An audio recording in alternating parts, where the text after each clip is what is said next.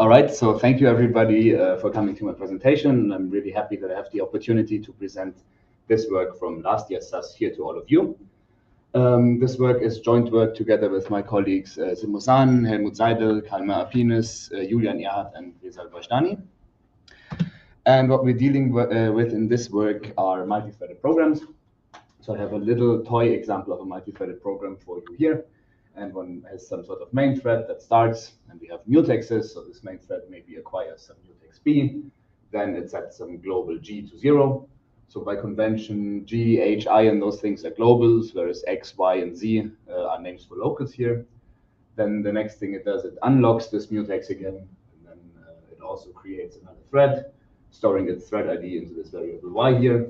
And this new thread that is created starts at this program point T1 over there, and that one locks mutex A, locks mutex B, sets some value for G, then unlocks A again, writes G again, and then finally unlocks B. Whereas the other thread basically acquires both mutexes and then tries to read the value of G into a local variable. This exhibits two of the main features that we're dealing with in this work, namely mutexes and dynamic thread creation. One can, however, also enhance this to also support weighting and signaling, or maybe also thread joins. So in general, the analysis of multi-threaded programs is known to be challenging. So why is that? Well, the sort of most naive thing that one would immediately want to do would be some sort of product construction. So I just take all of the program points of all the possible threads. The problem with that is you immediately get a combinatorial explosion. And this combinatorial explosion becomes even worse when you're doing interprocedural analysis, because then in principle, you would have to maintain a call stack for each of the possible threads.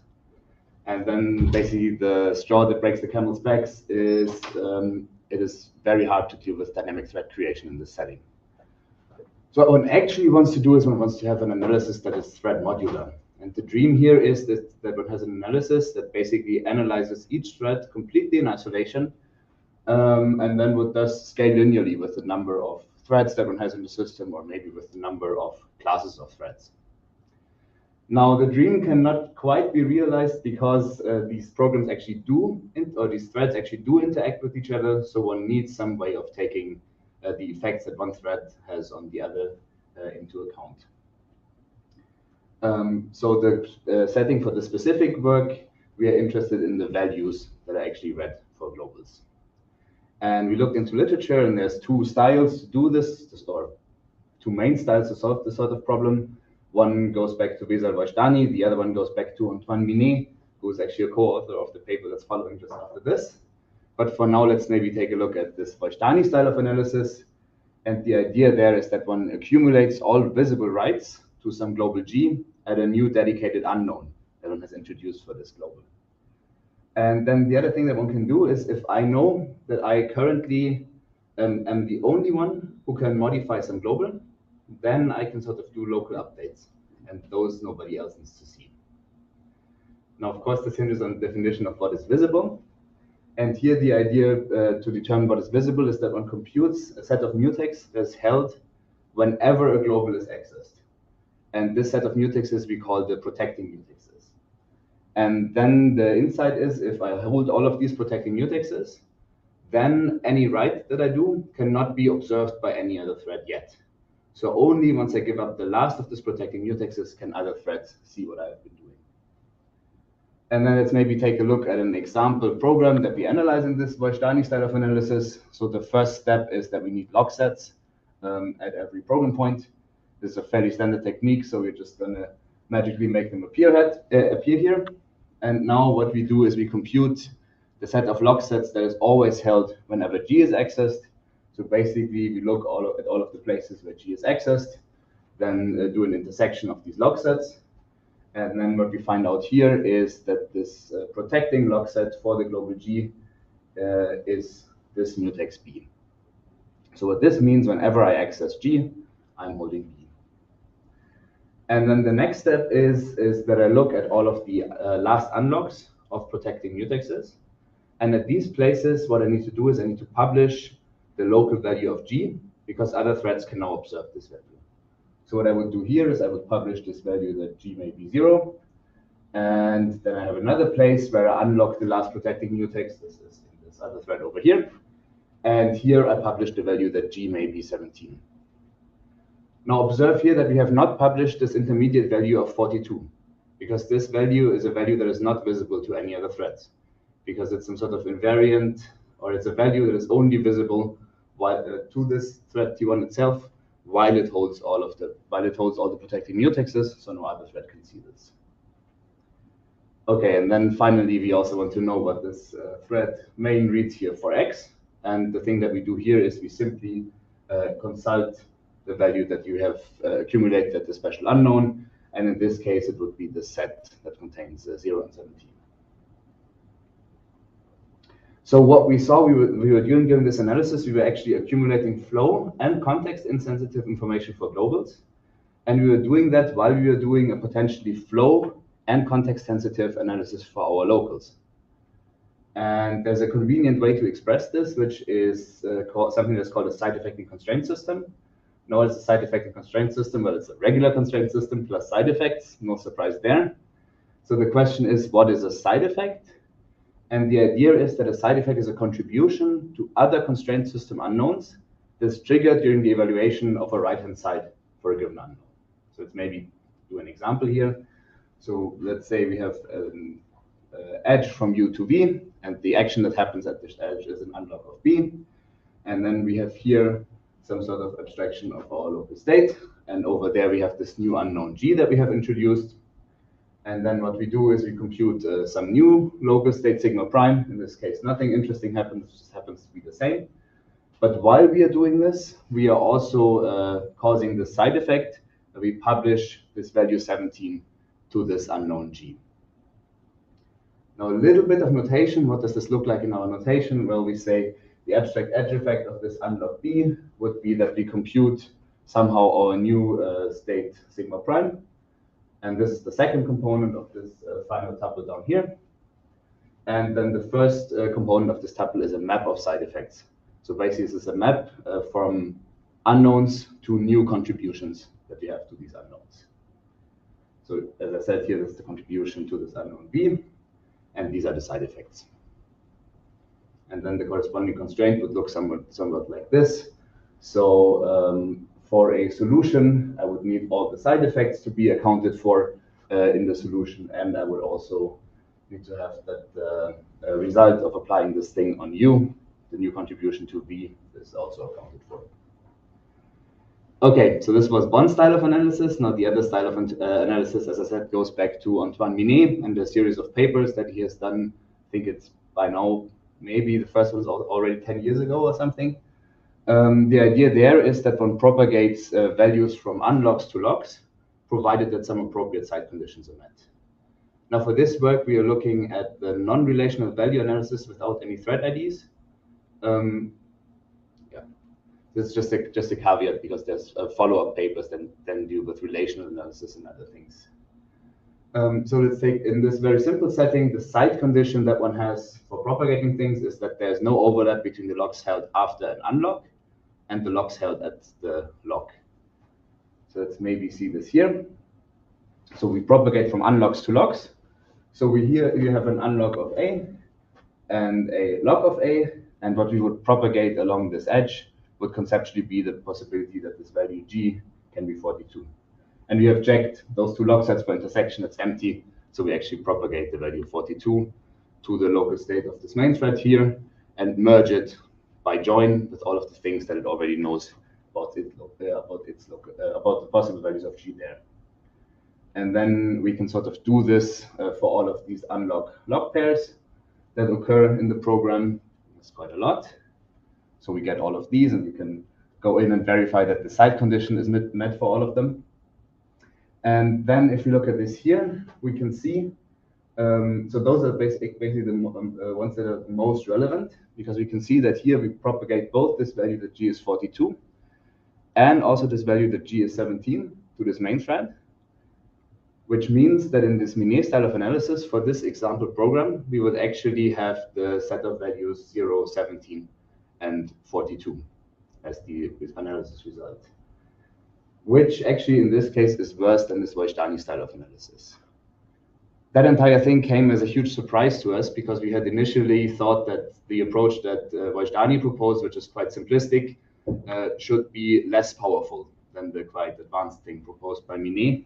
But it actually turns out that these two styles of analysis are incomparable when it comes to precision.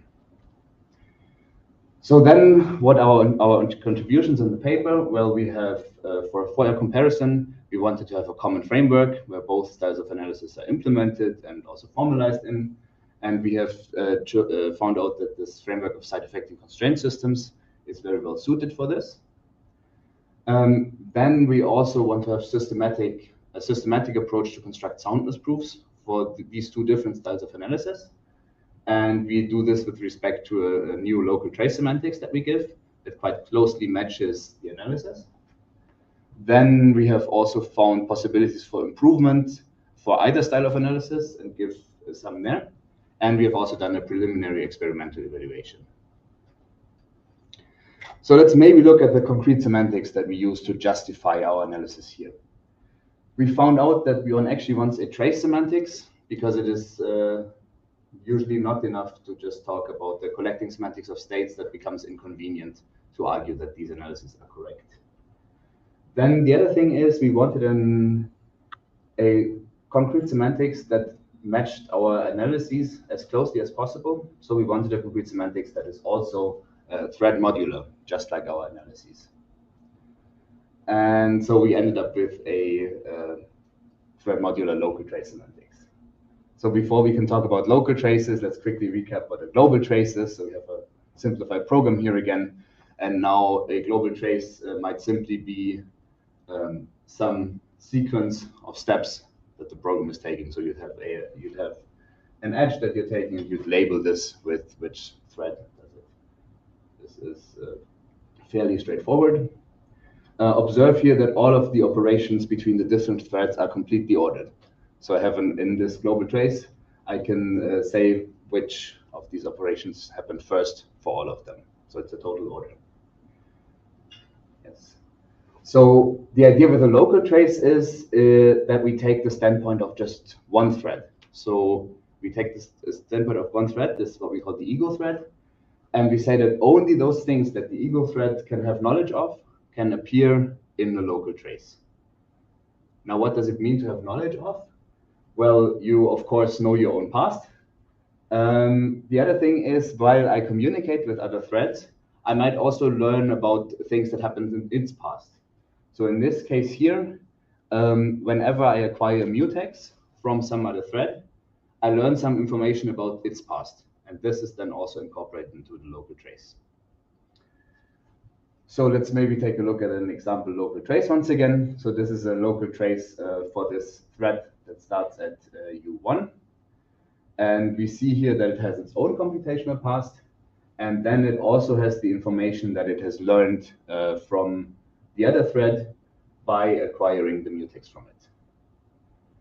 Now, in general, such a local trace will not be a total order of the operations because some things that happen in one thread might not be ordered with respect to things that only affect the local state of the other thread.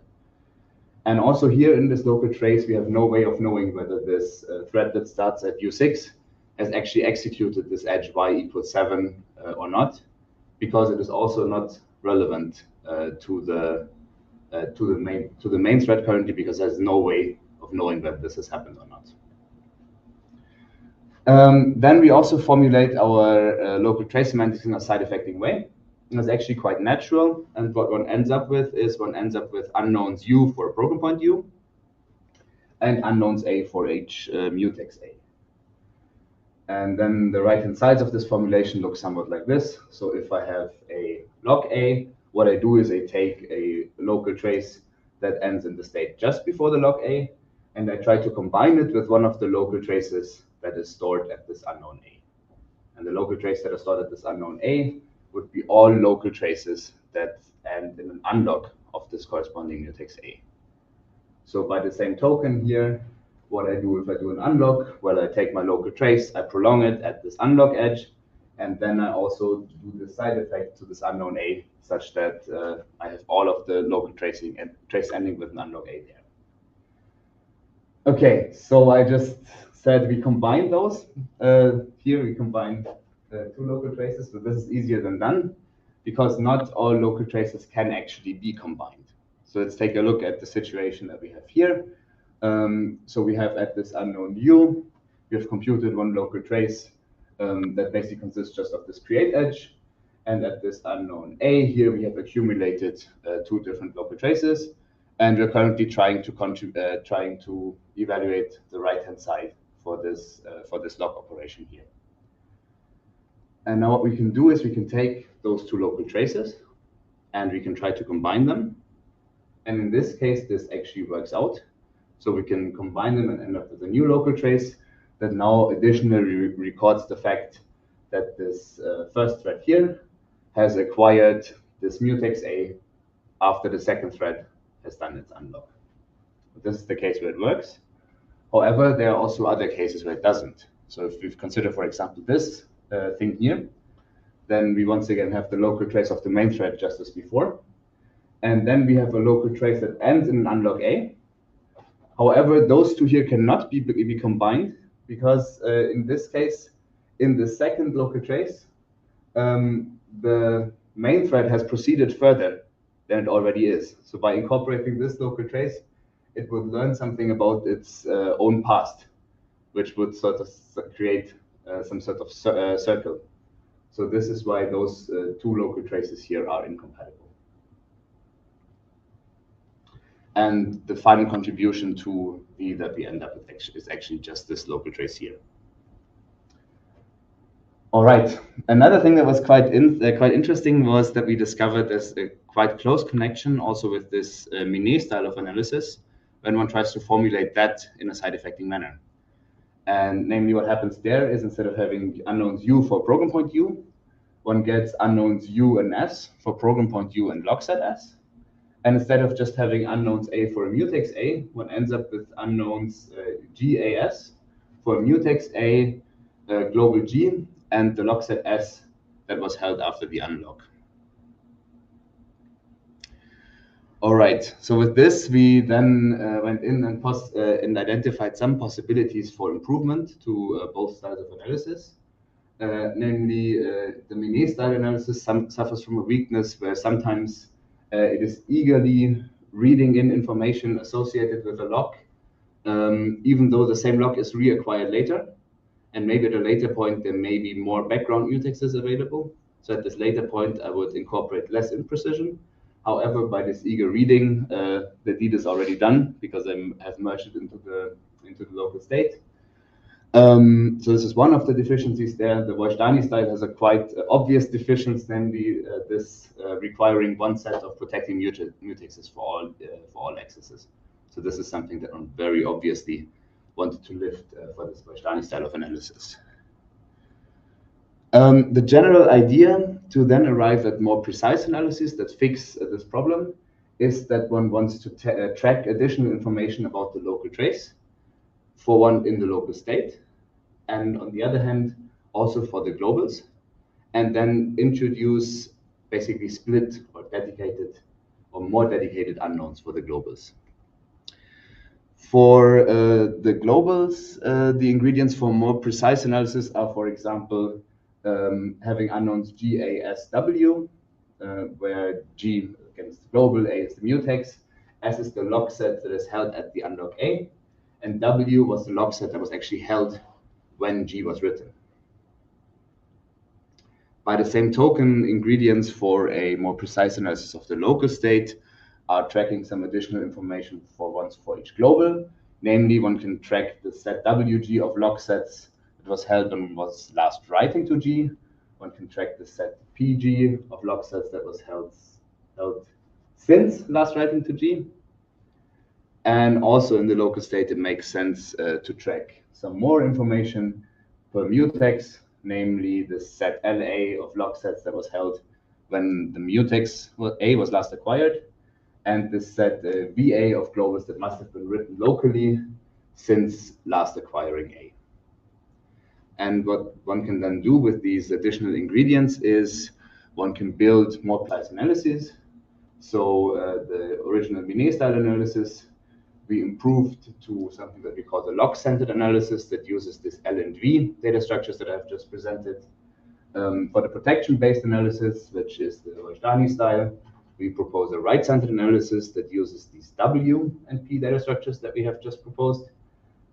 However, it turns out, even with those improvements, they remain incomparable. So to come up with some sort of analysis that is better than both of them, we actually ended up having to combine them more or less as the combined analysis that basically uses all of these initial data structures and follows both ideas simultaneously conceptually. Okay, so we have implemented all of these analyses in this GOBLINT static analyzer for multi-threaded C, and we have also evaluated it on some programs that are maybe not huge, but also not too small. So they range somewhere between 600 and 3,000 lines of code. And the programs that we took here are 6 POSIX programs and 7 programs that we chose from SVCOM 21. And the criterion for choosing from SVCOM was that we wanted concurrent programs.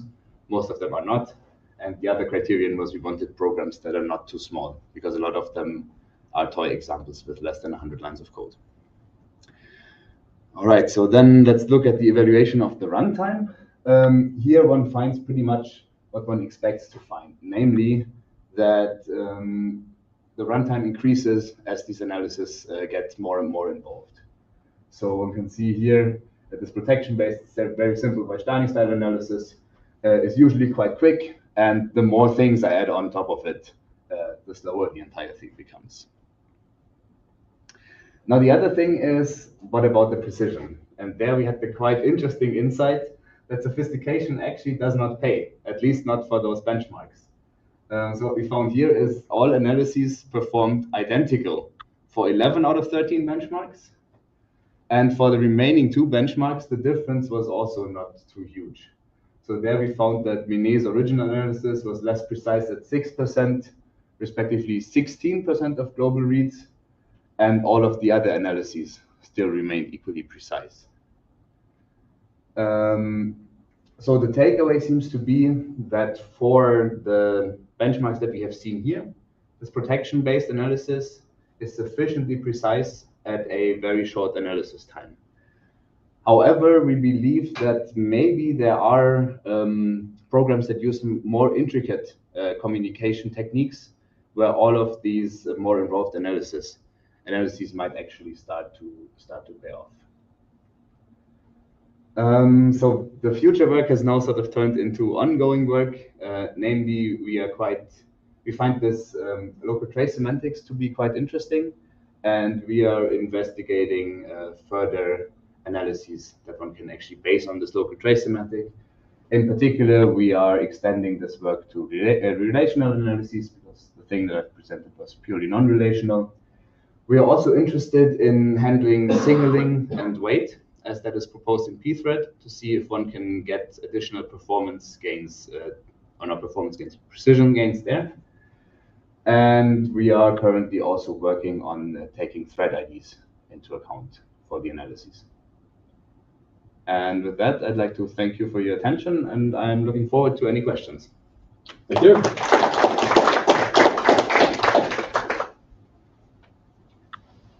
Do we have local questions? Well, yeah. Okay. So your analysis works purely over logs and unlogs, right? So in a very strong, you have very strong synchronization primitives. And I'm wondering, have you thought about maybe something like release acquire fragment of like the C11 memory model? Something where you don't have strong logs, but you still have a notion of releasing and acquiring information. Okay, so to recap for the online people, the question was, we are using quite a strong memory model in some sense by relying on these unlocks and logs. And the question was whether we have looked into whether one can do something with for example, the release acquire semantics of C11. There, I have to say, we have not looked at it in detail yet. We believe that our analysis here, because it is non-relational, is probably, take it with a grain of salt, but it's probably also correct for weaker memory models. And I think it will become more challenging to think about whether it's also correct for weaker memory models once you move to relational analysis, because I think there are more interesting things will be happening. But thank you for the question, great question. Yep. Do you have any idea or insight on? Could you speak up? Sorry. Would you have any idea or insight about handling interruption, stuff like that? All right. So to recap for the online people, the question was whether we have any insights on handling interruptions.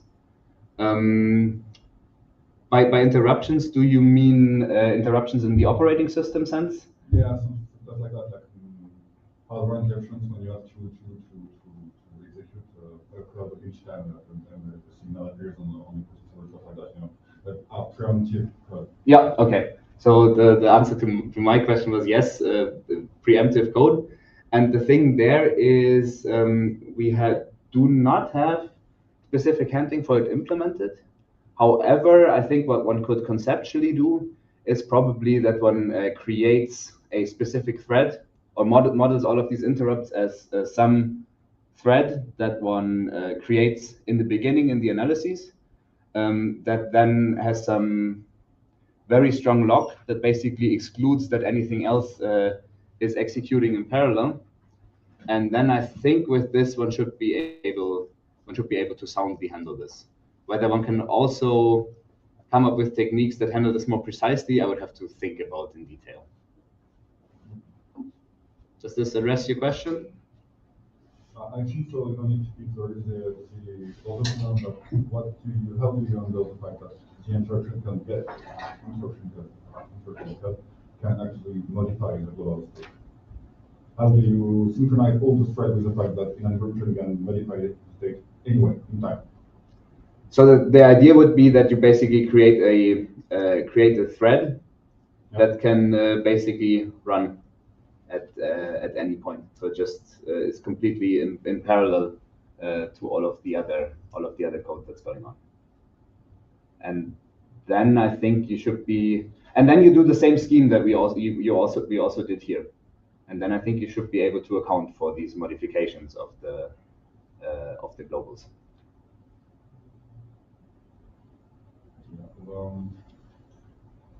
I think it doesn't work in the protection-based model because you synchronize only on mutex model and it's not enough. So maybe with your local person, I'm not sure if it's next to a presentation to be sure. Maybe it should work. I think yes, for this protection based, you would have to have some dedicated support for this. So something you could think about is, for example, that you would introduce some special unknowns where you accumulate all of the contributions that these interrupt handlers could have, and whenever you read something, you also read from this unknown. Thank you. Any more questions? Maybe online? We don't have one. I have probably a simple one. So is there any scope for using strong updates in that area, or is that completely out of the question? So the question was whether there is anything to be done with strong updates. That is a very good question. One would have to think if there is any place where one can actually do them. I guess it's quite hard because by nature you sort of want to account for concurrent modification, and that sort of forces you to use these weak updates. But probably one could try to identify certain situation where one could actually do strong updates. So something that we are thinking about, for example, is if you have a setting where you have spawned 100 threads and now you have joined all of them together because you had some control point where everything needs to be single threaded, and then you can do strong updates before you go off and maybe spawn other threads again. So this would be an example. But you'd have to recognize that situation first. You'd have to yeah. So we're actually working on recognizing when threads are joined again. So this is some ongoing work. In one of your analyses, you only propagate writes when there are lots of index, and so I was wondering, would the analysis be sound in when analyzing log-free code, or some parts of the analysis would be wrong fit? How would it fit into? great question. So this is one of the implementation details that we have actually omitted here. We have a second, basically a second unknown where we publish all contributions, regardless of how they are protected or not. And then whenever you have a read that is completely unsynchronized with everything else, then you read from this. Oh. Yeah. So I think this is, in the Miné terminology, these would be the weak interferences, if I'm correct. Well, thank you.